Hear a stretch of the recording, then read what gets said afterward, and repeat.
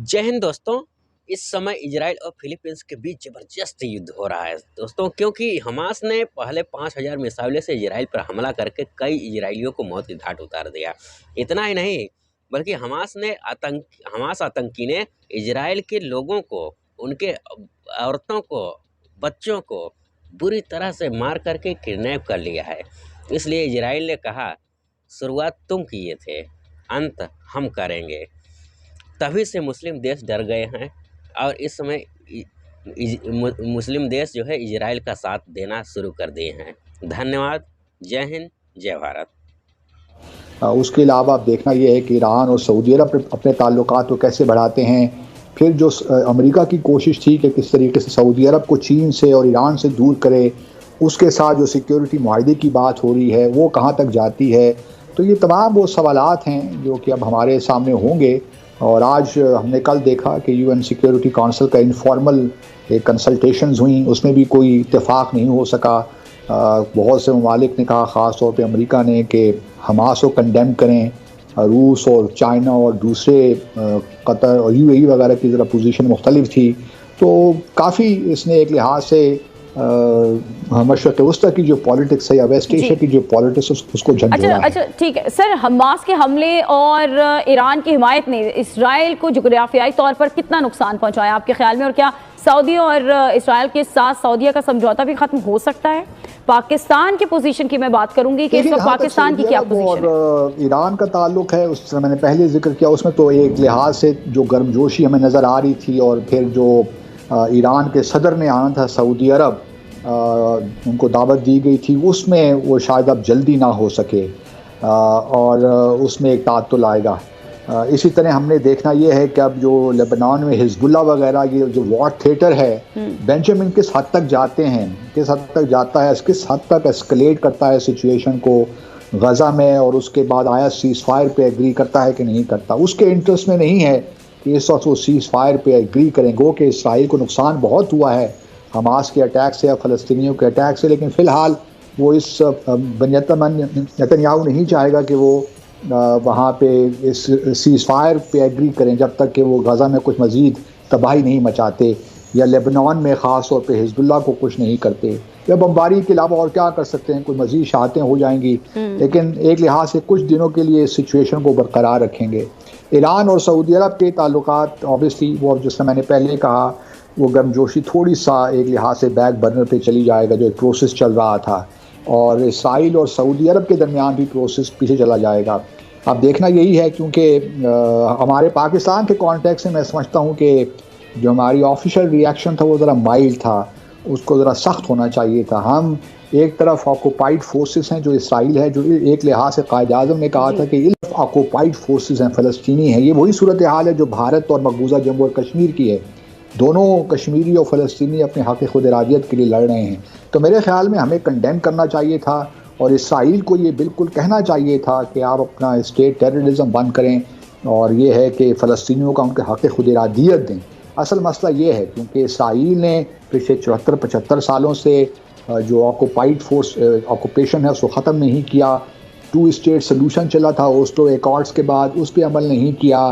फिर दूसरी तरफ हम देख रहे हैं कि अरब दुनिया के साथ 2018 से ऑनवर्ड्स अब्राहम एकॉर्ड्स शुरू हो गए।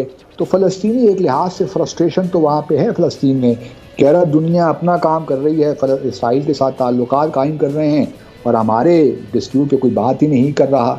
तो एक लिहाज से आज़ादी की तहरीकों में इस किस्म की फिर जान पैदा होती है। तो पाकिस्तान को मैं समझता हूँ कि प्रिंसिपल्स के साथ खड़ा होना चाहिए, हक़ खुद इरादियत के साथ खड़ा होना चाहिए। हमें कोई जल्दबाजी से काम नहीं लेना चाहिए। और फिर वैसे भी आप सऊदी अरब और चूँकि इसराइल के मामलात भी थोड़े ठंडे पड़ जाएंगे कुछ वक्त के लिए, तो अभी हमें थोड़ी सी स्पेस मिल गई है, लेकिन हमें बहरहाल जो है हक़ खुद इरादियत को जो असूल अच्छा है। सर, आपके ख्याल में इस जंग के नताइज क्या हो सकते हैं? किसको कामयाबी मिल सकती है? फ़लस्तीन के क्या मुतालबात पूरे होंगे? इसराइल फ़लस्तीन तनाज़ा है, ये कैसे हल होगा?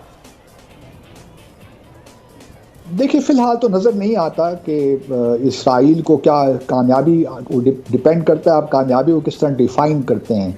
अगर इसराइल के 600 लोग हलाक हो गए हैं और बहुत से लोग ज़ख्मी हैं, और उसी तादाद में फ़लस्तीनी भी शहीद होते हैं, ये अगर कामयाबी का मयार है तो फिर। लेकिन ये बात ज़रूर है कि हमास ने जो एक हमारे जहनों में तस्वुर था कि इसराइल इनविंसिबल है, उसको कोई नुकसान नहीं पहुंचा सकता, तो फ़लस्तीनियों ने ये साबित किया है कि अगर वो चाहें तो इसराइल को कितना डैमेज कर सकते हैं, और ये 50 साल के अरसे के बाद हुआ है।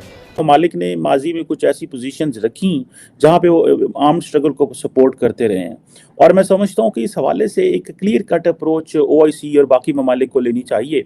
अब सुनने में ये आया है कि जो OIC वगैरह हैं उन्होंने तो नहीं फ़लस्तीन के मसले में बोल रहे, लेकिन जो है अरब लीग बोल रहा है। सो अब आपको इस चीज़ से भी अंदाज़ा हो जाना चाहिए कि मेजॉरिटी जो जो अरब वर्ल्ड के जो मसले हैं वो अरब लीग ही हल करती है, वो OIC हल नहीं करती। एक बात तो ये हो गई। अब ये जो क्वेश्चन है आर्म स्ट्रगल का, ठीक है जी, इसमें डेफिनेट बात जो मुख्तलिफ मेजॉरिटी कंट्रीज हैं उनकी अपनी डिफरेंट पोजीशंस हैं एंड डिफरेंट इश्यूज के ऊपर डिफरेंट पोजीशन है। फॉर एग्जांपल ईरान जो है वो एक सपोर्ट करता है मुख्तलिफ ग्रुप्स को, मलेशियास को मिडल ईस्ट के अंदर, बेशक हिजबुल्लाह हो लेबनान के अंदर या इराक के अंदर या सीरिया के अंदर, और ये कहा जाता है कि ईरान जो है उसका उसका इन्फ्लुएंस है कि ये जो प्रॉक्सी कॉन्फ्लिक्ट्स होते हैं ये रीजनल पार्ट्स में, क्योंकि ईरान को साइडलाइन कर दिया गया है with great powers and all that, तो वो समझते हैं कि हम जो कर सकते हैं वो इसी तरीके से ही कर सकते हैं। सीरिया में वो हूतीस को सपोर्ट करते रहे, इराक में वो डिफरेंट फैक्शन को सपोर्ट, शिया मलेशियास को सपोर्ट करते रहे। इस तरह सऊदी अरब जो है वो अपनी यमन में जो है वो ज़ाहिर बात है यमन की गवर्नमेंट को सपोर्ट करता रहा और हूती रेबल्स के खिलाफ, और इसी तरह सीरिया में और बहुत सारे मुल्कों में अपनी उन्होंने पोजीशन ली रखी है। और कई दफ़ा तो कहा गया है कि कई जो इस्लामिक ममालिक हैं वो उन ग्रुपों को भी सपोर्ट करते रहे हैं, those have been very close to al Qaeda. And Turkey जो है वो भी ज़ाहिर बात है सीरिया के अंदर जो है वो जिसे वो कहते हैं मिलिट्री ऑपरेशंस में इन्वॉल्व रहा है कुर्दिश मलेशियास के खिलाफ, और ये जो अक्सर रेबल्स ग्रुप्स हैं सीरिया के अंदर। पाकिस्तान की अपनी एक पोजीशन है। अब पाकिस्तान जो है वो अफगान तालिबान एंड हक्कानी नेटवर्क को सपोर्ट करता रहा है। एंड देन पाकिस्तान डेफिनेटली अगर कश्मीर अब आ जाए तो Lashkar Taiba and all these organisations जो है इनको भी सपोर्ट करता रहा है। अब कतर में आप देखें, जिसे वो कहते हैं ना, कतर इटसेल्फ हमास को सपोर्ट करता है, बल्कि जो अभी रिसेंटली एक पोल हुआ था गजा की पट्टी में और गजा स्ट्रिप के अंदर, और उन्होंने ये सवाल किया गया जिसे वो कहते हैं ना कि कितने % लोग हैं जो इस्माइल हानिया जो इस वक्त